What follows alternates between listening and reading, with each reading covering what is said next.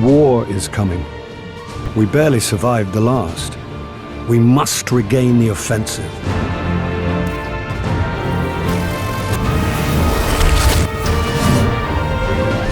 Why is the city breathing down my neck? Why don't you put that down so we can talk? Out here in the wild, this is how we talk.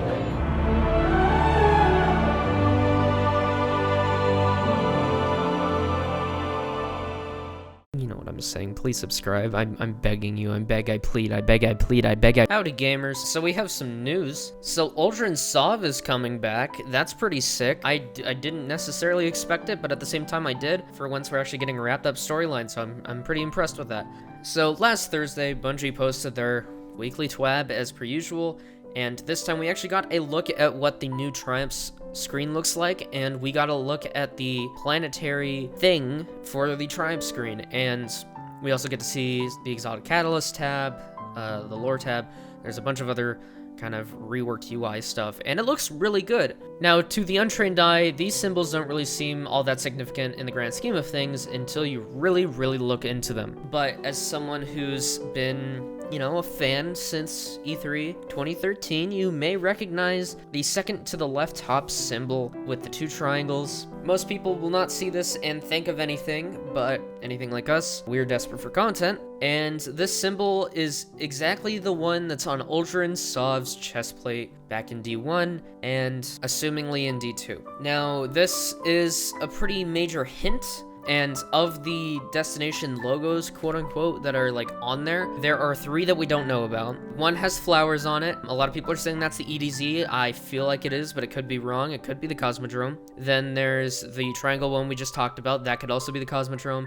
And then the final one with all the boomerang U-shaped thingies. Now, my theory for the last one I just mentioned, I believe this one is actually for the Legacy Planet Triumph stuff, so anything from planets that are getting vaulted go in that one in their own little sections, but then the rest of them actually have their own little buttons.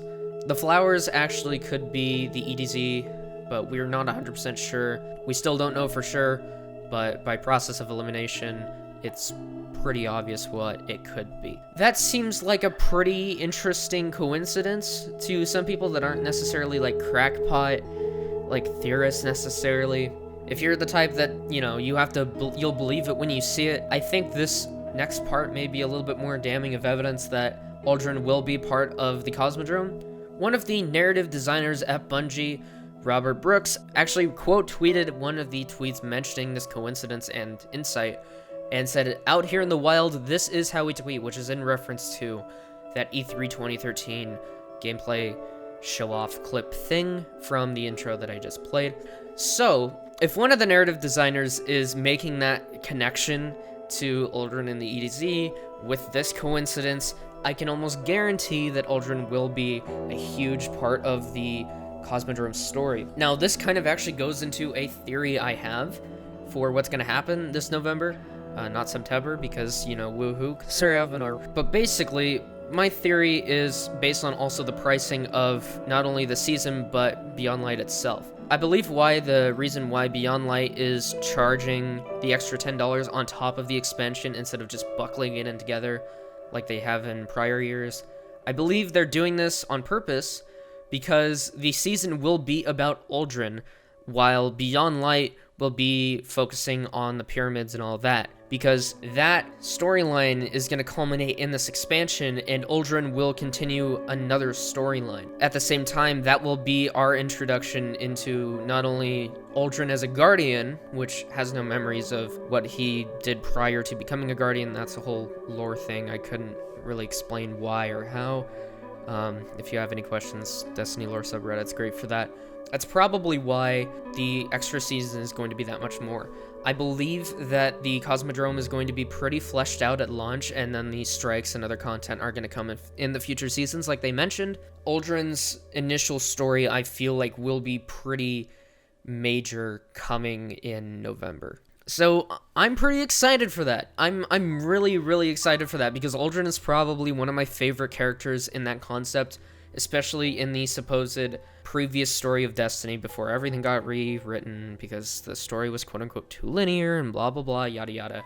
He was a really interesting character as the Crow, and seeing Bungie trying to actually find their way back to that storyline and then culminate it all again into what they originally wanted is really cool to me. It gives me a lot of hope for the future, especially because of everything with not only the development cycle of D1 and D2, but also I don't think we need a Destiny 3 to have that story.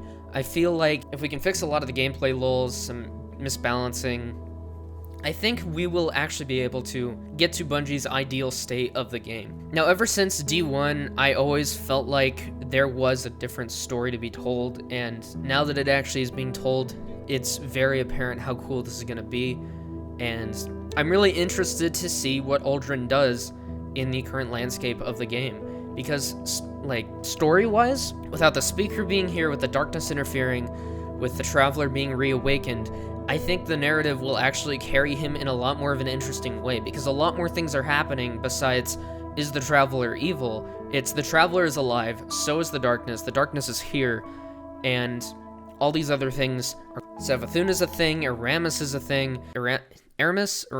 It's all culminating into one big cluster, and hopefully we can actually see where that leads in the future. I personally think, hopefully this like coming year of content for seasons, my best guess is going to be we're going to have a Fallen focused season, because I would absolutely love to have stuff with our little Fallen buddy that's been helping us out ever since Outbreak Perfected, and the Titan mission from the original D1 thing, because it's a really interesting storyline to see our enemies slowly become part of us and realize why we fight. I'm crossing my fingers that we will get the narrative Bungie has always wanted to tell, and I believe the seasonal model is going to really well reflect that as well. Speaking of the seasonal model, I just want to also say I highly doubt that we're going to get 4 seasons this year, considering how far back Beyond Light was pushed out. It is the second week of November, and if they were to follow their usual schedule of a December, March, and June season, we would have a 3-week-long season in November, which I do not believe Bungie would like doing.